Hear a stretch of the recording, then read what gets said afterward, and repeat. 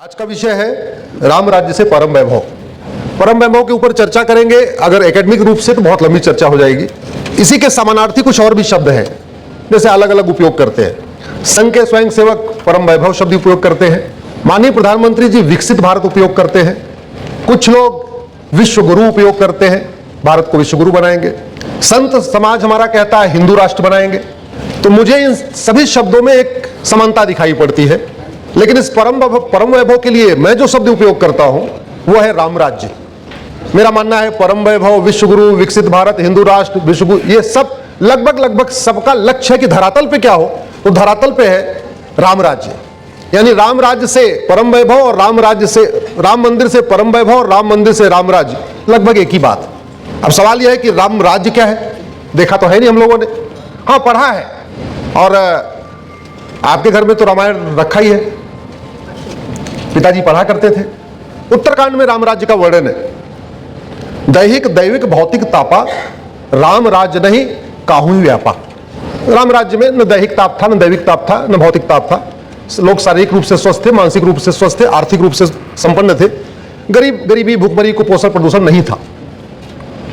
सब नर करई परस्पर प्रीति और चलहि स्वधर्म निरत श्रुत नीति।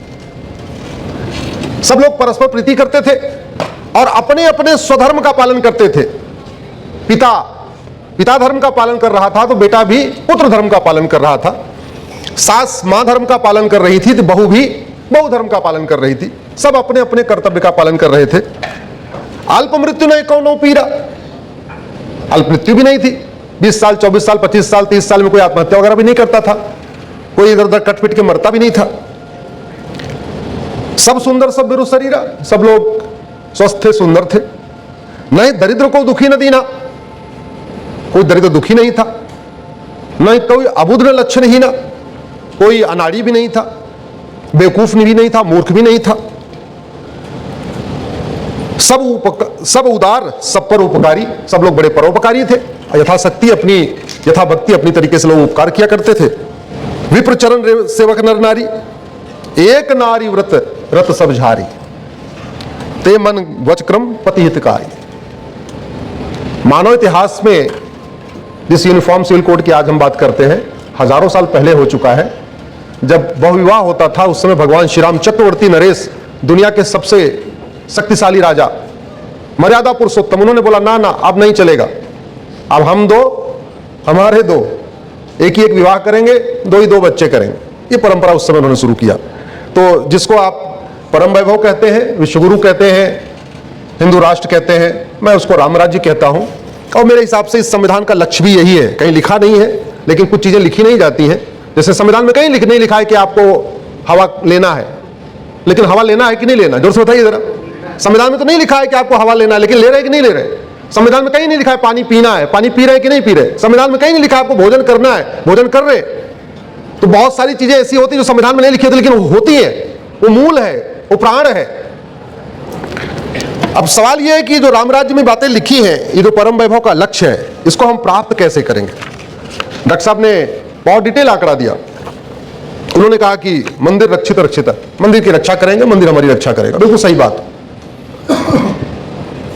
गौतम खट्टर जी ने धर्मो रक्षित रक्षित कहा, धर्म की रक्षा करेंगे तो धर्म हमारी रक्षा करेगा। सवाल यह बनता है, गौतम ने एक बात और भी कही कि कोई अवतार नहीं होगा, रक्षा हमें खुद ही करनी पड़ेगी। बात तो ये भी सही बात है। मैं आप लोगों से पूछता हूं, आप लोग ज्यादातर बिजनेसमैन हैं। दिल्ली में दंगा हुआ कि नहीं हुआ? जोर से बोलिए जरा। केंद्र में किसकी सरकार? हमारी। पुलिस किसकी? हमारी। दुबई में कभी दिल्ली जैसा दंगा क्यों नहीं होता? कभी दुबई में आपने दंगा सुना क्या? जोर से बताइए जरा। आप बहुत सारे लोग गए होंगे, विष्णु जी तो जाते रहते हैं। जब मैं कई बार फोन बोले कहां है, बोले दुबई हूं। 3 दिन बाद कहां है, बोले चांदनी चौक आ गया हूं। ये तो ऐसे जाते हैं दुबई, जैसे लगता है कि जैसे हम लोग यहां दिल्ली से गाजियाबाद जाते हैं। दुबई में दंगा क्यों नहीं होता? दिल्ली में दंगा क्यों होता? बरेली में दंगा क्यों हो रहा है? बहरीन में दंगा क्यों नहीं होता? अभी बरेली में दंगा चल रहा है ना। कभी आपने सुना बहरीन में दंगा हुआ हो? नहीं। सोलापुर में दंगा क्यों होता है? सिंगापुर में दंगा क्यों नहीं होता? जम्मू में दंगा क्यों होता है? जापान में दंगा क्यों नहीं होता? कश्मीर में दंगा क्यों होता है, कुवैत में दंगा क्यों नहीं होता, अमरोहा में दंगा क्यों होता है, अमरोहा में पलायन क्यों होता है हिंदुओं का, अमेरिका में क्रिश्चियन का पलायन क्यों नहीं होता। इन सब में एक कॉमन चीज है, क्योंकि बरेली में, दिल्ली में, सोलापुर में, जम्मू में, कश्मीर में, अमरोहा में राम मंदिर तो है लेकिन राम नीति नहीं है। वहीं दूसरी तरफ बहरीन में, दुबई में, सिंगापुर में, जापान में, कुवैत में, अमेरिका में राम मंदिर भले नहीं है लेकिन वहां राम नीति है, और राम नीति है भय बिन होए न प्रीत। सब नर करई परस्पर प्रीति। अपने घर में उठा के देख लीजिए आप, दो भाई परस्पर प्रीति कब करते हैं? जब माता पिता का संस्कार हो और इस बात का भी खौफ हो कि अगर मैं दूसरे भाई से लड़ूंगा तो पिताजी मुझे जमीन जायदाद से बेदखल करके धक्के मार के घर से बाहर निकाल दें। अगर पिता का खौफ ना हो, 90% केस में संस्कार काम करता है, लेकिन जहां संस्कार फेल हो जाता है वहां क्या काम करता है? खौफ। तिरुपति में भगवान तिरुपति से सब लोग डरते हैं, लेकिन नकली लड्डू मिला कि नहीं मिला? जोर से बोलिए।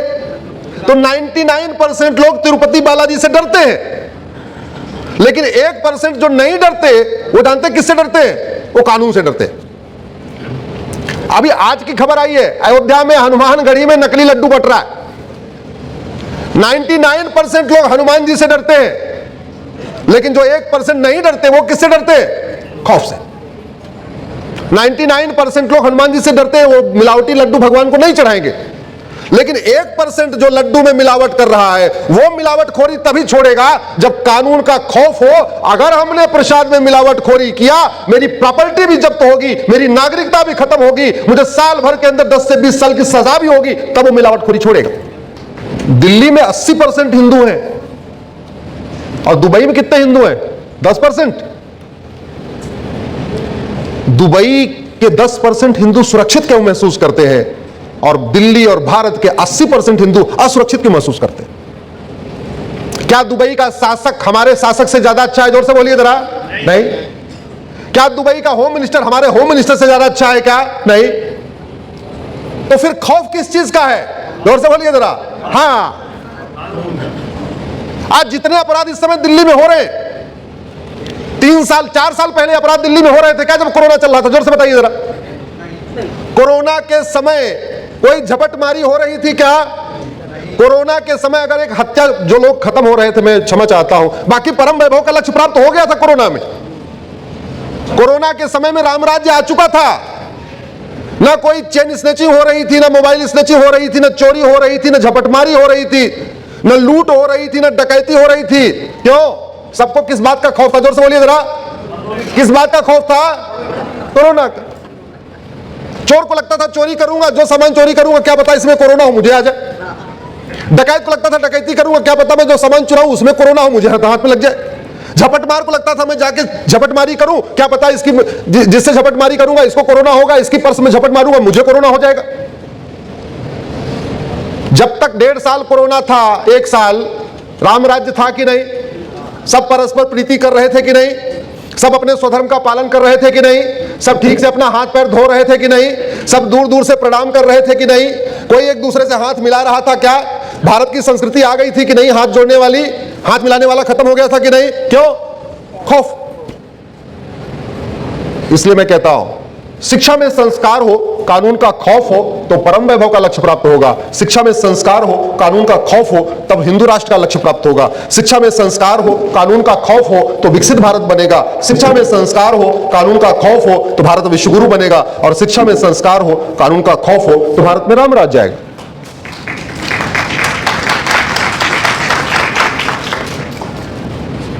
मुगल चले गए, अभी हैं क्या? जोर से बताइए जरा। नहीं। मुगलों का मदरसा बंद हुआ क्या? हुआ? आवाज उठाई क्या? नहीं। अरे जब मुगल आए, मुगलों के पहले भारत में कोई मदरसा था क्या? जोर से बताइए जरा। नहीं। और आज की डेट में कोई मुगल है क्या? नहीं। तो जब मुगल आए तो मदरसा आया, तो मुगल चले गए तो क्या चला? मदरसा जाना चाहिए कि नहीं जाना चाहिए? और भारत का संविधान तो कहीं मदरसा खोलने की इजाजत नहीं देता। मैं चुनौती देता हूं, मुझे पता है मेरा वीडियो सुप्रीम कोर्ट के माननीय जजों तक पहुंचेगा, बहुत सारे लोगों तक पहुंचेगा। मुझे भारत के संविधान में कोई मदरसा एक बार शब्द दिखा दे मैं आजीवन सार्वजनिक जीवन से बाहर हो जाऊंगा, है ही नहीं है। जबरदस्ती संविधान की गलत व्याख्या करके मदरसे चल रहे, और डॉक्टर साहब सही कह रहे थे, गुरुकुल हो गए 5 से 10 हजार और मदरसे हो गए 4 लाख। जितनी मस्जिद उतने मदरसे, जबकि जितने मंदिर हैं उतने गुरुकुल नहीं है। चलो हम कहते हैं 5 लाख मंदिर है तो 5 लाख गुरुकुल होना चाहिए था कि नहीं होना चाहिए था? और जब देश आजाद हो गया तो हमारी प्राचीन व्यवस्था को लागू करने की जिम्मेदारी किसकी थी? जो सरकार की हमारी, जिन्होंने 1950 में शपथ लिया। क्या शपथ लिया? संविधान की शपथ लिया। विष्णु जी की बेटी बैठी हुई है, प्रियम्बल को पढ़ना बेटा। प्रियम्बल में क्या लिखा हुआ है? हम लोग एक संप्रभु भारत बनाएंगे। सोरिन शब्द इसमें लिखा है, सोरिन को हिंदी में संप्रभु कहते हैं। संप्रभु का मतलब ना गुलामी का नाम हो ना गुलामी का निशान हो। हम शपथ लेते हैं। ये शपथ कौन ले रहा है? सांसद, विधायक, मंत्री और जज ले रहे हैं। शेड्यूल 3 उनमें फॉर्म बना हुआ है, वो फॉर्म की शपथ लेते हैं। क्या? हम एक संप्रभु राष्ट्र बनाएंगे। संप्रभु का मतलब ना गुलामी का नाम होगा ना गुलामी का निशान होगा। और रहते कहां हैं? Babar road, Akbar road, Tughlaq road, Lodhi road. सुबह वॉक करने कहां जाते हैं? लोधी पार्क। मार्केट में कहां जाते हैं? खान मार्केट। शपथ अपनी लेते हैं लेकिन अपनी शपथ को फॉलो नहीं करते। अब बहुत सारे लोग सोचते हैं इसका समाधान क्या है? अरे भैया, भारत में हजारों नाम पड़े हुए, कब तक एक एक नाम मिटाएंगे? भारत का संविधान कहता है संप्रभु राष्ट्र बनाना है। एक भारतीय नामकरण आयोग बनाइए, एक भारतीय नामकरण संहिता बनाइए, एक ही झटके में भारत से गुलामी का नामो निशान मिटा दीजिए। बार बार क्यों करना? कभी ये बदलना, कभी वो बदलना, कभी वो बदलना, कभी वो बदलना, क्यों? एक आयोग बनाइए और जितने भी हमारे गुलामी के नामो निशान सबको मिटा दीजिए, खत्म बात हो गई। गुलामी की कुरीतियां चल रही है, क्यों? जितनी गुलामी की कुरीतियां हैं सब 12वीं शताब्दी के बाद आई। 12वीं शताब्दी के पहले मुझे एक कुरीति बताइए। बाल विवाह यहां होता नहीं था, रात्र विवाह यहां होता नहीं था, घूंघट प्रथा यहां होती नहीं थी। कौन सी कुरीति थी? सती प्रथा आई मुगलों के चक्कर में। बाल विवाह शुरू हुआ मुगलों के चक्कर में, तो बेटियां बड़ी होती तो उठा लेते थे। दिन में विवाह होता था, हमारे यहां तो रात्रि विवाह महापाप है। यह दुर्भाग्य है कि हमारे पंडित जी लोग नहीं बता रहे। सूर्यास्त के बाद विवाह, सारे शुभ कार्य, गर्भाधान संस्कार के अलावा बाकी जो 15 संस्कार हैं वो सूर्योदय से सूर्यास्त में होते हैं। एक ही संस्कार को रात में छूट दी गई, वो गर्भाधान संस्कार को। सूर्यास्त के बाद तो डेड बॉडी भी नहीं जलाया जाता। अगर सूर्यास्त के बाद किसी की डेथ होती, रात भर रखते कि नहीं रखते? अगले दिन सूर्योदय का वेट करते। क्यों शुरू हो गई? मुगलों के चक्कर में। कहीं स्कूलों में चैप्टर कहीं लिखा हुआ है क्या? जोर से बताइए।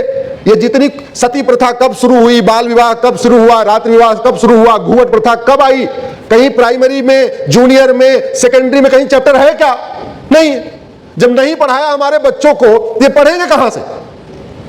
चेतना सम्मेलन करके कितने लोगों को बता पाएगा? ये तो होना चाहिए प्राइमरी के सिलेबस में।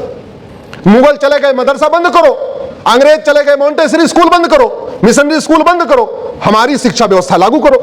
अब जब मैं कहता हूं वैदिक गुरुकुल शिक्षा व्यवस्था, तो लोगों लगता है तो कोई वो पोंगा पंडित वाली बात हो रही है। मुझे बताइए, आर्यभट्ट किसी मिशनरी स्कूल में पढ़े थे क्या?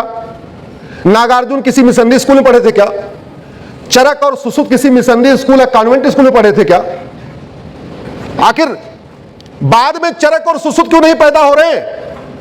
मुझे Montessori school, missionary school, convent school या मॉडर्न स्कूल से पढ़ा हुआ कोई व्यक्ति नागार्जुन क्यों नहीं बन पा रहा है? चरक क्यों नहीं बन पा रहा है? सुश्रुत क्यों नहीं बन पा रहा है? याज्ञवल्क्य क्यों नहीं बन पा रहा है? मॉन्टेसरी स्कूल, मिशनरी स्कूल, जितने मॉडर्न स्कूल हैं, इनसे पढ़ा हुआ कोई महर्षि पतंजलि क्यों नहीं निकल रहा है?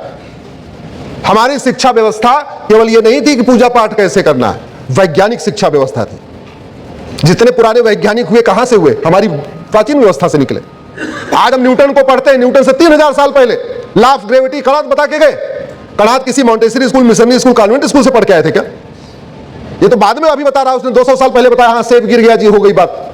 हमारी शिक्षा व्यवस्था बदलने की जरूरत है और मेरा यही प्रयास है कि गुलामी की शिक्षा व्यवस्था बदले और शिक्षा का भारतीकरण हो। वन नेशन वन सिलेबस हो, वन नेशन वन करिकुलम हो, one nation one education board हो। कृष्ण और सुदामा एक साथ पढ़े, दशरथ और सुमंत एक साथ पढ़े, गरीब और अमीर एक साथ पढ़े, चारों वर्णों के बच्चे एक साथ पढ़े, मजदूर और मालिक का बच्चा एक साथ पढ़े। तभी सामाजिक समरसता आएगी, तभी परम वैभव प्राप्त होगा, तभी विकसित भारत बनेगा। इसलिए इस वर्तमान गुलामी की शिक्षा व्यवस्था को बदलना जरूरी है।